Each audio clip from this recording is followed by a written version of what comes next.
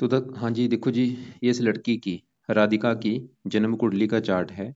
कुंडली इसकी बनी है धनु लग्न की, और इसकी जो राशि है वो है कन्या राशि। कुंडली की बात करूँ, कुंडली में ग्रह अच्छे भी हैं, कुछ ग्रह खराब भी हैं। कई बार क्या होता है, कुछ ग्रह ऐसे होते हैं जो अच्छे फल भी देते हैं और बुरे फल भी देते हैं, रले मिले फल वो देते हैं। जैसे इसका जो शनि है, ये थोड़े से बुरे फल भी देगा, पांचवें घर को देख रहा है, अच्छे फल भी देगा। पूरा विस्तार से आपको समझाऊंगा। जैसे कि आपने मेरे से पहले कुंडली बनाई है, मैंने आपको बता रखा है कि कुंडली में टोटल 12 ग्रह होते हैं, वो दोबारा मैंने लिख रखे हैं। एक बार आपका मैं थोड़ा सा रिपीट दोबारा कर देता हूँ। ये जो एक लिखा है, ये है इनका पहला घर, और पहले घर से ही इसका हम शरीर देखेंगे, हेल्थ, स्वभाव, रंग रूप देखेंगे। दूसरे घर से धन जोड़ना, परिवार का सुख, वाणी। तीसरा घर छोटे भाई बहन। चौथा घर माता, मकान, वाहन।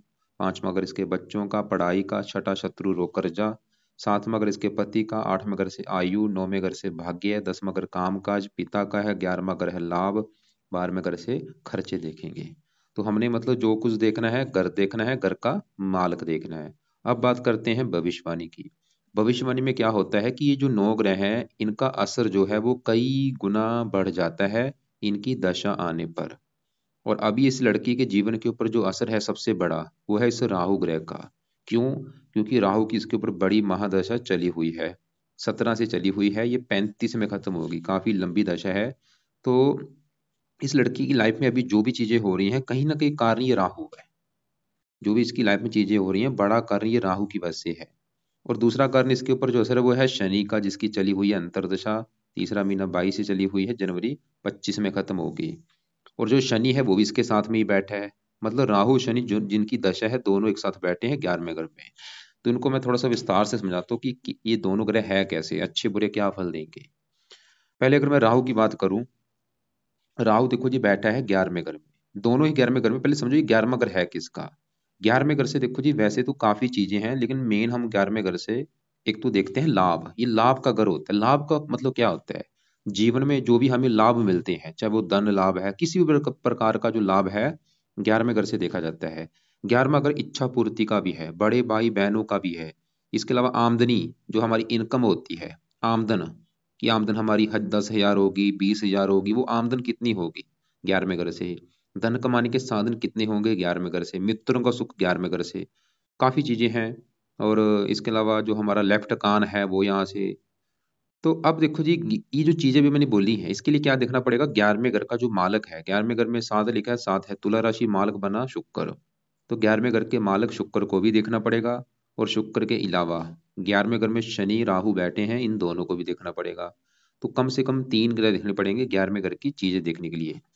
तो सबसे पहले मैं 11वें घर में बैठे यहाँ पे, पहले मैं राहु की बात करता हूँ। तो राहु देखो जी 11वें घर में जो बैठा है, ये है तुला राशि, शुक्र का घर है। शुक्र इसका है मित्र। राहु देखो जी, कहते हैं कि जब भी 11वें घर में होता है, ये अच्छे फल देता है। तो अब इस लड़की का भी राहु 11वें घर में बैठा है। एक तो पहला कारण है राहु, क्योंकि एक तो 11वें घर में, जो कि शास्त्रों में भी लिख रखा है, अच्छे फल देता है। लेकिन इसकी दृष्टियां भी देखनी पड़ेगी कि दृष्टि कहाँ कहाँ पड़ रही है। तो यहाँ से पांचवी दृष्टि पड़ रही है तीसरे घर के ऊपर, यहाँ पे शनि की राशि है मित्र राशि। सातवीं दृष्टि पड़ेगी 5वें घर के ऊपर, यहाँ पे मंगल की राशि है दुश्मन की राशि। नौवीं पड़ेगी 7वें घर के ऊपर, यहाँ पे है उच्च राशि। सवाल ये है कि राहु अच्छा है या बुरा है। तो राहु वैसे तो देखो जी 100 में से 60-70% अच्छे फल देगा, लेकिन ये बुरे फल भी जरूर देता है। बुरे फल क्यों देता है? क्योंकि राहु एक दानव ग्रह होता है। जितना मर्जी अच्छा हो, कोई भी कुंडली ले लो, ये राहु बुरे फल देता जरूर है। क्योंकि ये खराब चीजों का कारक होता है। ये बीमारियों का कारक है, विलंब का कारक है, दुख तकलीफों का कारक है, रुकावटों का कारक है, नशे का कारक है। खराब चीजों का कारक होने की वजह से अपनी दशा में खासकर बुरे फल जरूर देता है। लेकिन इस लड़की को फिर भी देखो जी, 100 में से राहु 60-70% अच्छे फल देगा। कारण पहला, कि वो मित्र राशि बैठा है और घर भी अच्छा है जहाँ बैठा है, क्योंकि इस घर में अच्छे फल देता है। और इसकी दृष्टियां भी तकरीबन अच्छी पड़ रही हैं। मित्र के घर को देख रहा है, उच्च राशि को देख रहा है। थोड़ा सा जो बुरा फल राहु देगा, 5वें घर को देख रहा है। यहाँ पे है शत्रु राशि, मंगल की राशि। 5वां घर पढ़ाई का, इसकी पढ़ाई में दिक्कतें पैदा करेगा ये राहु। अभी जो राहु की दशा चली है, पढ़ाई में दिक्कतें लगी रहेंगी। और पढ़ाई में दिक्कतें आने के कारण है तीन। तीन कारण कैसे? क्योंकि 5वां घर है इसकी पढ़ाई का, और 5वें घर में एक लिखा है मेष राशि, माल किसका है मंगल। पढ़ाई के लिए मंगल को देखना पड़ेगा, 5वें घर में बैठे केतु को भी देखना पड़ेगा, और 5वें घर के ऊपर है शनि राहु की दृष्टि। राहु भी इस घर को देख रहा है, इस घर की हानि करेगा। शनि भी इस घर को देख रहा है, वो भी उसकी, ये शनि की नीच राशि है जो एक लिखा है मेष राशि। तो पहले राहु की अगर मैं बात करूं, राहु का भी जो बुरा फल इसको मिलेगा, ये पांचवें घर को खराब करेगा, मतलब इसकी पढ़ाई में दिक्कतें पैदा करेगा। पांचवा घर संतान का है, इसको संतान को लेकर दिक्कतें आ सकती हैं, गर्भपात हो सकता है कोई ना कोई। और राहु जो अच्छे फल देगा, ये आमदनी घर में बैठा है, लाभ के घर में, ये धन के लिए बहुत अच्छा है। राहु इसको काफी धनी बनाएगा, आमदनी बहुत अच्छी देगा, लाभ देगा, बड़े बड़े लाभ देगा। शेयर सट्टा लॉटरी आदि में अगर इसकी रुचि है, उसमें इसको धन धन मिलेगा, लाभ होगा और इच्छाएं पूरी कर देगा। तीसरे घर को देखा मेहनती बनाएगा, साहसी बनाएगा, उद्यमी बनाएगा। पति घर को देख रहा है उच्च राशि, पति के लिए अच्छा है, डेली की इनकम अच्छी होगी, कई फायदे देगा राहु। लेकिन जो बुरे फल क्या है, संतान संबंधी दिक्कतें, पढ़ाई में दिक्कतें, और थोड़ा सा वैसे लाइफ में स्ट्रगल भी कराता है, स्ट्रगल भी देगा, कामों में रुकावटें भी डालता है, कोई काम आसानी से नहीं बनता, ये इसकी नेचर है। मतलब काम आसानी से नहीं बनते, विलम्ब जरूर पड़ता है।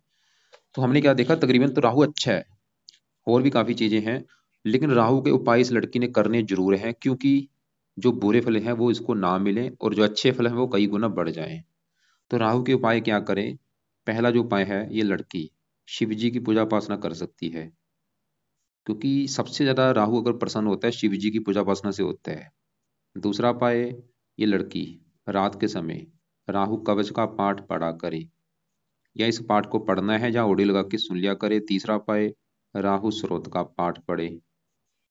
तो यहाँ पे दो पार्ट है, इसका एक दान भी होता है, वैसे दान इसका रहने दे क्योंकि कई प्रकार के अच्छे फल है। लेकिन अगर आपको लग रहा है कि भाई इसकी पढ़ाई में काफी दिक्कतें आ रही हैं, तो राहु का दान सतनाजा है वो करवाना है।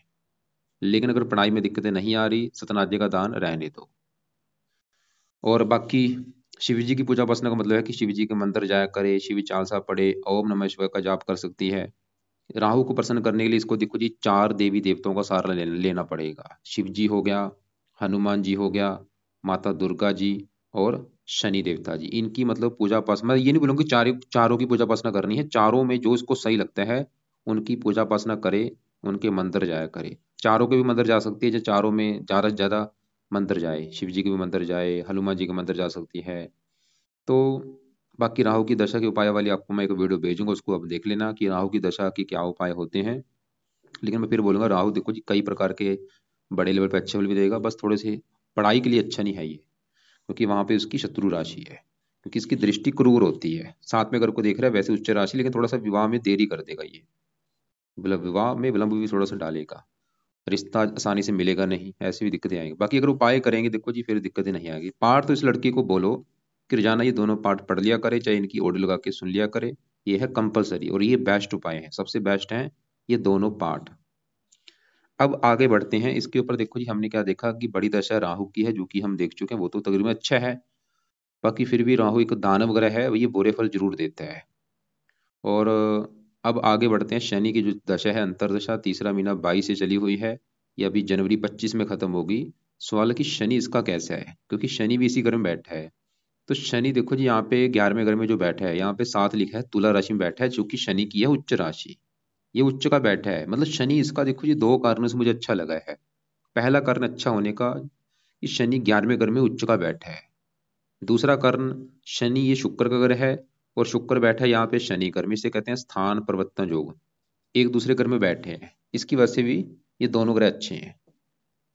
तो शनि अब अच्छे फल क्या देगा वो ये समझो। शनि देखो जी, बैठा इस घर में है उच्च का, लेकिन इसके जो अपने घर हैं शनि, एक तो इस घर का मालक है, तीसरे घर का और दूसरे घर का, दूसरा तीसरा दोनों घरों का मालक है शनि। दूसरा ग्रह है इस लड़की के धन जोड़ने का, परिवार का, वाणी का। और तीसरा ग्रह है इसके छोटे भाई बहनों का, पराक्रम का, उद्यम का, मेहनत, साहस। तीसरा ग्रह है पराक्रम। पराक्रम चला गया लाभ के घर में, मेहनत लाभ के घर में, मतलब खुद की मेहनत के बल पर ये धन कमाएगी, शनि ये दिखा रहा है। खुद की मेहनत के बल पर, खुद के उद्यम के बल पर अपनी इच्छाएं पूरी करेंगी, धन कमाएगी, धन पैदा करेगी, शनि दिखा रहा है। शनि इसको मतलब, और धन का मालक है, दूसरा अगर धन का होता है, खासकर धन जोड़ने का, धन चला गया उच्च राशि में। शनि तो ये दिखा रहा है कि लड़की काफी धनी होगी, महाधनी होगी, काफी अमीर होगी, धन की कमी नहीं रहेगी इसके पास। और धन आएगा भी कैसे? खुद की मेहनत के बल पर, पराक्रम के बल पर। तो शनि इसको भाई धनी बनाएगा, परिवार का भी घर है, पारिवारिक सुख अच्छा, वाणी अच्छा, और ये 11वें घर का अच्छा कर, इच्छाएं पूरी कर देगा। इसका तीसरा घर छोटे भाई बहन अगर कोई होगा उसका सुख अच्छा है, और भी कई अच्छे फल शनि देगा। लेकिन शनि की 3 दृष्टियां हैं। तीसरी दृष्टि पड़ेगी पहले घर के ऊपर, सातवीं पड़ेगी 5वें घर के ऊपर, यहाँ पे है नीच राशि। तो शनि 5वें घर का अच्छा नहीं करेगा। जैसे राहु 5वें घर को खराब कर रहा है कि संतान को लेकर दिक्कतें, ऐसे शनि भी 5वें घर को खराब करेगा, इसको संतान को लेकर दिक्कतें पैदा करेगा। 5वां घर पढ़ाई का है, पढ़ाई में दिक्कतें पैदा कर देगा शनि ग्रह। तो शनि का ये बुरा फल है भाई। अब उस सवाल की क्या करना पड़ेगा। तो शनि के 2 उपाय लड़की कर सकती है। पहला उपाय, रात के समय शनि चालीसा का पाठ पढ़ना है। ये पाठ कब तक पढ़ना है, जब तक है शनि की दशा जनवरी 25 तक। रात को ये पाठ पढ़ लिया करे लड़की, चाहे इसकी ओढ़ी लगा के सुन लिया करे। दूसरा उपाय, हर शनिवार को शनि मंदिर माथा टेक के आना है, और शनि का दान नहीं करना। दान क्योंकि इसकी पावर को कम कर देगा, अच्छे फलों को कम कर देगा। दान रहने दे, खाली माथा टेके, वहां पे पैसे का माथा टेक सकती है। तो ये 2 उपाय शनि के लिए कर ले जब तक शनि की दशा, उसके बाद चाहे छोड़ भी दे सकती है। अब देखो जी, इसके हम दूसरे ग्रहों की बात करते हैं। यहाँ पे 5वें घर में जो केतु बैठा है, केतु, क्योंकि 5वां घर में अभी मैंने बोला था ये संतान का भी है, पढ़ाई का भी है। केतु 5वें घर में बैठ के संतान संबंधी दिक्कतें भी केतु भी पैदा करेगा। क्या दिक्कतें करेगा, इसका देखो जी, जहाँ तो ये इसकी लड़की का गर्भपात करा सकता है, गर्भपात होने का योग है, या इसकी संतान ऑपरेशन के द्वारा होगी, या फिर लड़कियां इसके ज्यादा होंगी, लड़का कम होगा। तो वो केतु के उपाय अभी चाहे रहने दो, उस समय करवाने हैं जब इसकी जब ये लड़की का मतलब विवाह आप कर देंगे, विवाह के बाद जब ये संतान लेंगे उस समय इसके उपाय करवा देना। उस समय उपाय करवा क्या करवाने हैं, जब मान लो ये संतान लेगी, संतान लेने से पहले इस लड़की ने इसके पाठ पढ़ने शुरू कर देने हैं। इसका कवच का पाठ पढ़ा करे, स्रोत का पाठ पढ़ा करे उस समय, अभी नहीं, क्योंकि ज्यादा ये दिक्कतें संतान के रिगार्डिंग देगा। अब आगे बढ़ते हैं। इसका देखो जी, ये जो गुरु है ये मुझे काफी इसका खराब लगा है। इसका गुरु अच्छा होना बहुत जरूरी है। तो गुरु मैं थोड़ा सा विस्तार से समझाता हूँ क्यों खराब है, क्या खराब फल देगा। गुरु देखो जी, पहला कारण खराब होने का कि गुरु इसका छठे घर में आके बैठा है, और छठे घर में ये जो 2 लिख है, घर है शुक्र का घर, ये शुक्र घर में बैठा है जो कि इसका दुश्मन है। वैसे सबसे बड़ा कारण गुरु खराब होने का छठे घर में आके बैठा है। तो गुरु देगा क्या खराब फल, अब सवाल ये है। गुरु इस कुंडली में देखो जी 2 घरों का है मालक। ये जो गुरु है बैठा इस घर में है, लेकिन इसके जो घर है अपने, एक तो ये इस घर का मालक है पहले घर का, और ये चौथे घर का। पहला चौथा दोनों घरों का मालक है गुरु। अब देखो जी, पहला घर किसका है, पहला घर है इस लड़की का शरीर, हेल्थ, स्वभाव, रंग रूप, पर्सनैलिटी, सर मस्तक। पहले घर से, पहले घर में लिखा है 9, 9 है धनु राशि, मालक बना गुरु। तो पहले घर की चीजें किससे देखेंगे, गुरु से। मतलब पहला घर किसका, मैंने बोला शरीर, शरीर अगर इसका आपने देखना है, इसकी हेल्थ कैसी होगी वो देखना है, पहले घर के मालक गुरु को देखना पड़ेगा। और वो कहाँ बैठा है, छठे घर में। छठा घर किसका है, शत्रु, रोग, कर्जा, कोर्ट कचहरी। देखो, शरीर उठ के चला गया रोग घर में, गुरु इस लड़की को रोगी बनाएगा, गुरु इस लड़की के शत्रु बढ़ाएगा, इसको कर्जदार भी बना सकता है अपनी दशा में खासकर। और गुरु क्योंकि चौथे घर का भी मालक है, जहाँ पे 12 लिखा है मीन राशि, मालक गुरु। चौथा घर किसका है, चौथा घर है लड़की की माता का। माता चली गई रोग के घर में, ये माता को भी रोगी बना सकता है, या माता से मनमुटाव लड़ाई झगड़े कराएगा। कोई छठा घर शत्रु का भी है, माता शत्रु, माता से शत्रु जैसे व्यवहार होंगे। चौथा घर मकान वाहन का है, मकान वाहन को लेकर दिक्कतें पैदा कर देगा, या मकान वाहन को लेके कोर्ट के जरिए चक्कर लगाने पड़ सकते हैं इसको, लड़की को। मकान वाहन भूमि जमीन जायदाद इसको लेके कोर्ट के जरिए चक्कर लगाने पड़ सकते हैं। खासकर गुरु की दशा में ये दिक्कतें आएंगी। जब भी गुरु की दशा चलेगी लड़की की हेल्थ भी खराब होगी, माता मकान वाहन को लेके, भूमि जमीन जायदाद को लेके दिक्कतें परेशानी आएंगी। गुरु की दशा में शत्रु बढ़ेंगे, और गुरु लड़की को जन्मभूमि पर टिकने नहीं देगा, इसको जन्मभूमि से दूर लेके जाएगा। क्योंकि चौथा घर जन्मभूमि का है, वो चलेगी छठे घर में, विदेश के घर को देख रहा है। शरीर भी छठे घर में, ये फार्मूले होते हैं। तो लड़की मतलब विदेश विदेश जाएगी, जन्मभूमि से दूर जाएगी। जन्मभूमि से दूर जाने का मतलब होता है चाहे वो कोई दूसरी कंट्री है, चाहे इसका अपना ही देश है, और वहां पे इसको वैसे ही फायदा देगा गुरु। अगर घर से दूर जाएगी वहां पे इसका कष्ट कम हो जाएगा। अब यहाँ पे सवाल है कि गुरु के क्या उपाय किए जाए ताकि गुरु इस लड़की को बुरा फल ना दे। तो गुरु के लिए देखो जी, आप उपाय लिख लो। और ये बहुत जरूरी है, इसके पाठ पढ़ने। सुबह के टाइम से लड़की ने इसका ये पाठ पढ़ा करे। एक तो है गुरु कवच का पाठ, जो कि इसकी करेगा रक्षा। ये पाठ चाहे तो पढ़ लिया करे, चाहे इसकी ऑडियो लगा के सुन लिया करे। दूसरा उपाय गुरु स्रोत का पाठ पढ़ा करे। इसको भी चाहे पढ़ना है चाहे सुनना है। गुरु मतलब बृहस्पति कहते हैं, बृहस्पति कवच का पाठ, बृहस्पति स्रोत का पाठ, दोनों पढ़ने हैं चाहे सुन लिया करे। तीसरा उपाय, इसका व्रत भी रख सकती है। अभी तो क्योंकि ये लड़की है, छोटी है। जब ये बड़ी हो जाएगी उसको आप बोल सकते हैं कि भाई इसका व्रत रखा करो, बृहस्पतिवार का व्रत रखा करे। अभी चाहे रहने दे, क्योंकि गुरु देखो जी कुंडली में अच्छा होना काफी जरूरी है, क्योंकि पति का भी कारक होता है। इसको थोड़ा सा पति संबंधी भी दिक्कतें पैदा कर देगा, पति से मनमुटाव, पति का बीमार होना। ये पुत्र का भी कारक होता है, पुत्र के सुख में देरी होना। संतान का कारक होता है, धन का कारक होता है, धन को लेकर दिक्कतें आना। गुरु सही होना बहुत जरूरी है। तो गुरु के दो पाए और तीसरा व्रत। पाठ तो अभी शुरू कर दे, अभी चाहिए पढ़ लिया करे चाहे सुन लिया करे, व्रत आगे जाके रख लिया करेगी। सवाल है कि इसका दान करना है या नहीं। दान चाहे रहने दो, बाकी पाठ कराओ। पीले कपड़े कम यूज किया करे। तो हमने इसके चार ग्रह देख चुके हैं, अब इसके बचे हैं बाकी यहाँ पे दूसरे ग्रह में सूर्य, शुक्र और बुध। पहले मैं बुध की बात करता हूँ कि वो कैसा है। बुध इसका वैसे काफी अच्छा है, थोड़ा सा हल्का सा खराब है, लेकिन बुध देगा अच्छे फल ज्यादा। बुध इस कुंडली में इस घर का मालिक है, सातवें घर का, जो कि है इस लड़की की इसके पति का घर। इसका अगर पति का सुख देखना है, पति कैसा होगा, सातवां घर देखेंगे। पति के लिए देखो जी और भी चीजें देखनी होती हैं। तो पति का सुख देखना, सातवां घर, सातवें घर में तीन लिखा, तीन है मिथुन राशि, मालक बना बुध। तो पति के लिए हमें बुध को देखना पड़ेगा, और बुध के अलावा पति का कारक कौन है, गुरु, गुरु को भी देखना पड़ेगा। और विवाह का कारक है शुक्र, शुक्र को भी देखना पड़ेगा। और सातवें घर के ऊपर दृष्टि है राहु की, राहु को भी देखना पड़ेगा। चार ग्रह देखने पड़ेंगे पति का सुख देखने के लिए। राहु हम देख चुके हैं, वो इस घर का अच्छा करेगा, थोड़ा सा विवाह में देरी करेगा, लेकिन फिर भी उच्च राशि है। गुरु हम देख चुके हैं, पति का कारक, वो थोड़ा सा खराब है। अब बुध की बात करूं, तो वो बैठा है दूसरे घर में, सातवें घर का मालिक बुध। दूसरे घर में बैठा है, किसका घर है, ये शनि का घर है। जो 10 लिखा है मकर राशि, शनि की राशि, शनि बुध का मित्र है। तो पति उठ के चला गया धन के घर में, क्योंकि बुध धन, ये दूसरा घर धन का है। बुध तो ये दिखा रहा है कि पति के आने के बाद इस लड़की की लाइफ में धन आना शुरू हो जाएगा, या इसका पति काफी धनी होगा, उससे इसको धन मिलेगा, या मतलब पति इसको धन कमा के देगा, कोई ना कोई कंडीशन तो बनेगी। और बुध इस 10वें घर का भी मालिक है, जहाँ पे 6 लिखा है, 6 कन्या राशि, मालिक बुध। 10वां घर लड़की के पिता का, कामकाज का, सरकार, मान प्रतिष्ठा। तो कामकाज चला गया धन के घर में, ये लड़की खुद के कामकाज के द्वारा भी धन कमाएगी, पिता से धन, या तो इसको इसका पिता भी इसको धन देगा, या पिता का धन मिलेगा, सरकार से धन मिलेगा, मान प्रतिष्ठा। और बुध वैसे 7वें घर से 8वें घर में बैठा है, मतलब इस घर को पहला घर माने, 1 2 3, अपने घर से 8वें घर में, विवाह में थोड़ा सा देरी भी करेगा बुध, थोड़ा सा पति से, मतलब पति के आने के बाद धन आएगा तो है ही, लेकिन पति से थोड़ा सा मनमुटाव भी होगा।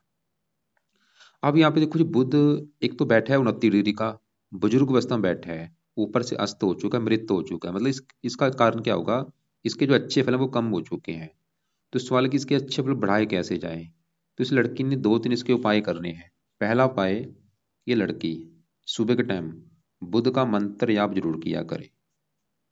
ओम बुम बुद्धाय नमः, ये मंत्र है, रोजाना 1 2 जितना ये कर सकती है माला मंत्र किया करे। दूसरा उपाय, इस लड़की ने इसका रत्न भी धारण करना है। रत्न आप चाहे आगे जाके इसको धारण करवा देना। रत्न इसका पन्ना रत्न धारण इस लड़की ने करवाना है। इसको आपने लेफ्ट हैंड की इस छोटी उंगली में, अभी नहीं मैं बोलूंगा, जब थोड़ा सा 1 2 साल के बाद करवा देना। वैसे हरे कपड़े ज्यादा पहना करे, हरा दान कभी नहीं करना। तो ये रतन धारण में अब बाद में जब इसका वजन होगा, वजन के हिसाब से धारण होगा, चांदी में जड़वा के दान करवाना है लेफ्ट हैंड की छोटी उंगली में। अब देखो जी, साथ में ही सूर्य शुक्र बैठे हैं। शुक्र की बात करूं, शुक्र है इस घर का मालिक, जहाँ पे राहु शनि बैठे हैं। और आपको मैंने बोला था कि 11वें घर का मालिक शुक्र है। और 11वां घर की जो आपको मैंने चीजें बोली थी, 11वां घर है लाभ, इच्छा पूर्ति, आमदन, क्योंकि यहाँ पे एक योग बना हुआ है। शनि बैठा है शुक्र घर में, शुक्र शनि घर में, इसे एक स्थान परिवर्तन जो कहते हैं। और शुक्र वैसे भी दूसरे घर में, शनि घर में है, मित्र राशि है। शुक्र वैसे इस कुंडली मार्केश है, जरूरी नहीं कि जो ग्रह मार्केश है वो बुरे फल ही देगा, वो डिपेंड करता है प्लेसमेंट के ऊपर। मतलब लाभ चला गया धन के घर में। शुक्र भी दिखा रहा है कि लड़की काफी धनी होगी, धन कमाएगी, धन जोड़ेगी, बैंक बैलेंस होगा, क्योंकि शुक्र बुध एक साथ बैठे हैं। इसे हम लक्ष्मी नारायण राजयोग भी कहते हैं। पैसे की कमी तो रहेगी नहीं लड़की के पास, काफी मतलब पैसे वाली होगी, पैसा कमाएगी भी, जोड़ेगी भी खुद की मेहनत के बल पर। शुक्र भी दिखा रहा है। शुक्र छठे घर का भी मालक है, ननिहाल से भी इसको धन मिल सकता है। इसका जो ननिहाल पक्ष है उससे भी इसको धन मिलेगा, वो भी धनी होगा या उससे भी, क्योंकि शरीर भी ननिहाल के घर में बैठा है। शुक्र विवाह का भी कारक, विवाह के बाद भी धन आएगा, वो भी दिखा रहा है। थोड़ा सा रोगों के ऊपर भी धन भी खर्च होगा, क्योंकि रोग चढ़ेगा, रोग चलेगा धन के घर में, रोगों के ऊपर भी धन इसका खर्च होगा, बीमारी के ऊपर भी धन खर्च होगा, खासकर शुक्र की दशा में। अब यहाँ पे सूर्य बैठा है। सूर्य है इस घर का मालक, नौवें घर का, जहां से देखा जाता है भाग्य है, भाग्य धर्म पिता। नौवें घर से बैठा है। नौवें घर को पहला घर माने, 1 2 3 4 5 6। अपने घर से छठे घर में बैठा है, ऊपर से शनि की राशि है, दुश्मन की राशि। सूर्य हल्के से बुरे फल देगा, अच्छे फल भी देगा, बुरे फल ही देगा। भाग्य की थोड़ी सी हानि करेगा। हो सकता है धर्म को ज्यादा महत्व नहीं देगी, धन को ज्यादा महत्व देगी लड़की। और इसके अलावा सूर्य दूसरा घर, क्योंकि धन जोड़ने का, ये थोड़ा धन खर्च भी कराएगा, इसका धन खर्च भी होगा। वाणी का थोड़ा सा, वाणी भी कठोर करता है कई बार। सूर्य की दशा में थोड़ी सी दिक्कतें आएंगी, हल्की सी, परिवार से मनमुटाव होना। तो यहाँ पे सूर्य आठवें घर के लिए अच्छा है, उम्र के लिए अच्छा है। तो जरा सूर्य को वैसे मतलब खराब आप मत समझना। अब यहाँ पे तीसरे घर में मंगल की बात करूं, ये इस पांचवें घर का मालक है, जहाँ पे एक लिखा है, क्योंकि पांचवें घर मैंने बोला था संतान पढ़ाई बुद्धि। पांचवें घर को पहला घर मान के चले, 11वें घर में बैठा है। एक अच्छा होता है, अपने घर से 11वां घर लाभ का होता है। मंगल तो ये दिखा रहा है कि पढ़ाई के लिए अच्छा है, संतान होने के बाद लाभ होगा। लेकिन मंगल भी अस्त बैठा है, तीन दृष्टियां, चौथी यहाँ पे सातवीं पड़ेगी नौवें घर पर, यहाँ पे मित्र राशि। मंगल देखो जी वैसे तो योग कारक है, लेकिन ये थोड़ा सा मतलब रले मिले फल देगा, बुरे फल भी देगा, अच्छे फल भी देगा। तीसरे घर में बैठा मेहनती बनाएगा, क्योंकि साहस का कारक है मंगल, पराक्रमी बनाएगा, उद्यमी बनाएगा। लेकिन अस्त होके बैठा है, तो यहाँ पे क्या करना पड़ेगा। मंगल का देखो जी रत्न भी धारण नहीं हो सकता, क्योंकि ये 12वें घर का भी स्वामी है, हानि का भी स्वामी है। तो इसके लिए हनुमान जी का ही लड़की पाठ किया करे, क्योंकि इसके मंगल के जो देवता हनुमान जी हैं, और वैसे भी इसके जो इष्ट देव हैं वो है हनुमान जी। तो हनुमान जी का कोई ना कोई पाठ ये जरूर पढ़ा करे लाइफ टाइम। कई फायदे होंगे, मंगल तो अच्छा होगा ही, वैसे भी इसके इष्ट देव हैं। और वैसे भी राहु भी उससे डरता है, हनुमान जी का जो बंदा पाठ करता है, शनि भी उसको कष्ट नहीं देता। तो देखो कितने फायदे हो रहे हैं। तो हनुमान जी का भी पाठ इसको बोलो लड़की को पढ़ने के लिए। चंद्रमा की बात करूं, आठवें घर का मालक अपने घर से तीसरे घर में, उम्र के लिए अच्छा है, लेकिन 10वें घर में बुध की राशि, थोड़ा सा पिता का बीमार होना, पिता से मनमुटाव होना। चौथे घर को देखो मित्र राशि, मकान वान के लिए अच्छा है। तो यह है देखो जी कुंडली का फल है। जैसे मोटा मोटा सा आपको एक बार मैं बता चुका हूँ, एक बार मैं फिर रिपीट करता हूँ मैंने क्या क्या बोला है। वैसे कुंडली तकरीबन अच्छी है, कुछ ग्रह हैं जो खराब है, जैसे कि गुरु खराब है, लेकिन गुरु जन्मभूमि से दूर लेके जाएगा, वहां पे फायदा देगा। और बाकी केतु गर्भपात के योग दिखा रहा है, राहु शनि इस घर की हानि करेंगे, संतान संबंधी पढ़ाई में दिक्कतें। वैसे राहु शनि के अच्छे फल है, लेकिन पढ़ाई के लिए अच्छे नहीं है, संतान के लिए अच्छे नहीं है। और केतु गर्भपात, संतान संबंधी दिक्कतें। मंगल भला अच्छा, लेकिन वो अस्त है, उसका लिए मैंने हनुमान जी का पाठ बोला है। बुध अस्त है, लेकिन उसके लिए मैंने पन्ना रत्न बोला है, हरे कपड़े ज्यादा पहने। और शुक्र थोड़ा सा, शुक्र के लिए कुछ सूर्य के लिए सवाल है कि कोई उपाय करना है या नहीं, क्योंकि सूर्य अच्छे फल भी दे रहा है यहाँ पे। तो सूर्य के लिए, सूर्य को सवाल की जल देना है या नहीं, जल से क्या होगा, पावर कम होगी, अच्छे फल तो कम होंगे ही, बुरे फल कम होंगे, साथ में अच्छे फल भी कम कर देगा। तो सूर्य के लिए, सूर्य के उपाय उस समय करवा देना जब सूर्य की दशा होगी, अभी रहने दो। तो अभी जो उपाय है देखो जी, एक बार रिपीट कर समझ लो कौन से उपाय हैं। सुबह के टाइम जो उपाय है, गुरु कवच का पाठ, गुरु स्रोत का, ये तो पढ़ने हैं लाइफ टाइम, दोनों पाठ। बड़ी होने पर ये व्रत भी रखा करे। और बुद्ध का मंत्र अभी लड़की करती रहे, ओम बूम बुद्ध नाम, बुद्धि भी तेज होगी, कई फायदे हैं। और बाकी रत्न इसको आगे जाके धारणा आप करवा देना। रात के समय राहु कवच, राहु स्रोत, शनि चालसा। शनि चालसा जब तक शनि की दशा तब तक पढ़ा लो, उसके बाद चाहे छोड़ देगी। और बाकी इसके अलावा चाहे शनि चालसा भी पढ़ती रहे, क्योंकि शनि पांचवें घर की हानि कर रहा है। पढ़ाई अगर ये जब तक ये पढ़ाई कर रही है, मेरे हिसाब से शनि चालसा का पाठ पढ़ती रहे। शनि मंदिर अब जाया करे जब तक शनि की दशा है। और राहु के लिए शिव जी की पूजा उपासना मैंने बोली है। और इसके अलावा मंगल के लिए मैंने हनुमान जी का पाठ बोला है, हनुमान जी का मंदिर जाया करे। और फिलहाल आप ये उपाय कराओ। बाकी देखो जी, फिर भी आपके अगर कोई सवाल हुए, कोई बात समझ ना लगी हो, क्योंकि आपने मुझे सवाल लिख के नहीं भेजे थे, मुझे इस लड़की के बारे में कोई पता नहीं कि पूछना क्या था। फिर भी अगर कुछ पूछना होगा, आप मुझे दोपहर 1 2 के बीच में या शाम 6 7 के बीच में अपने सवाल पहले लिख लेना, फिर कॉल करके पूछ लेना। इसके अलावा कुछ अलग से वीडियो आपको मैं भेज दूंगा, उनको भी देख लेना। सवाल की दान किस किस तरह का करना है। दान देखो जी, राहु का मैंने बोला है, अगर पढ़ाई में ज्यादा दिक्कत है, राहु का सतनाजे का दान करा सकते हैं। शनि का दान रहने दो क्योंकि अच्छे बल भी कहीं दे रहा है। चंद्रमा का दान नहीं करना, गुरु का पीले रंग का दान नहीं करना, मंगल का दान नहीं करना, बुध का दान, शुक्र का दान नहीं करना, सूर्य को जल देना है सूर्य की दशा में अभी नहीं। और केतु के लिए कुत्तों को रोटी आप डलवा सकते हैं, वो अभी भी आप डलवा सकते हैं। और बाकी अगर दिक्कत पढ़ाई में दिक्कतें ज़्यादा है क्योंकि राहु 5 में अगर खराब कर रहे हैं तो राहु का दान सतनाजा करा दिया करो, सतनाजा जो होता है पंछियों को डलवा दिया करो।